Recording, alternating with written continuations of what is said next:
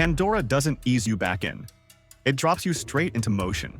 Color, heat, ash in the air, creatures moving like they've lived there forever. And within seconds, the movie reminds you why these films are events, not just releases.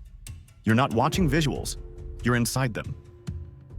James Cameron still plays in a league where everyone else is chasing shadows. The scale alone shuts down comparison. Water, fire, smoke, skin, light, everything reacts, everything has weight. Nothing floats, nothing feels like it was rushed. The kind of craft that makes you forget the word CGI exists at all. You just accept the world, your brain stops resisting. That's the easy part. Because once the awe settles, the movie quietly asks for something harder. Emotional investment. And that's where Fire and Ash starts testing its limits. The story moves fast, but not forward. Familiar beats return wearing new clothes, family tension, human encroachment, loss circling the edges. It all works. It just doesn't surprise.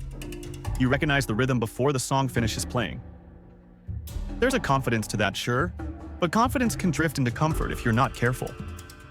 Somewhere in the middle of all this, a character choice lands that feels less like evolution and more like erasure. Spider was interesting because he didn't belong, because Pandora never let him forget what he was. Fire and Ash softens that edge. The friction fades.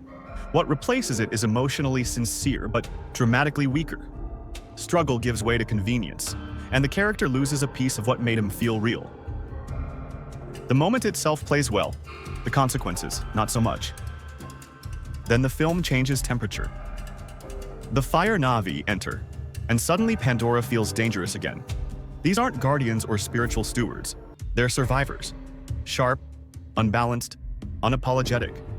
Their movements are aggressive. Their presence disrupts every scene they touch.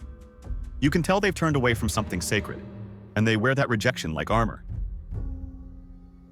Every second with them feels charged, like the story is finally willing to bite. But just when it starts to dig in, it pulls back. They're used as catalysts instead of centers, symbols instead of subjects.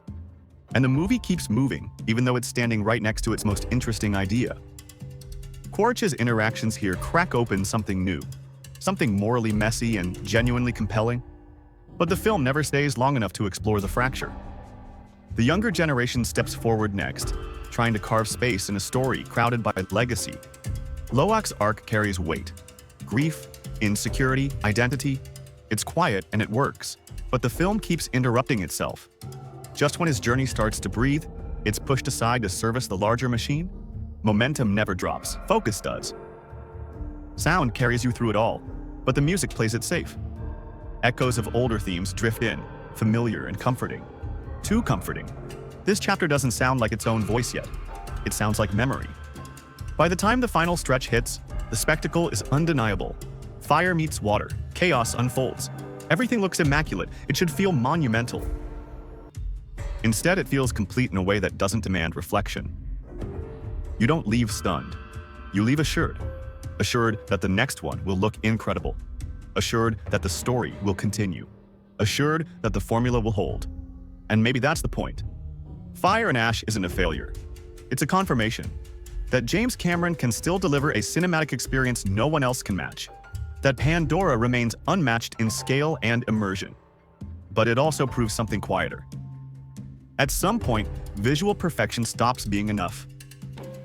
And for the first time, Pandora feels less like a frontier and more like a place we already know.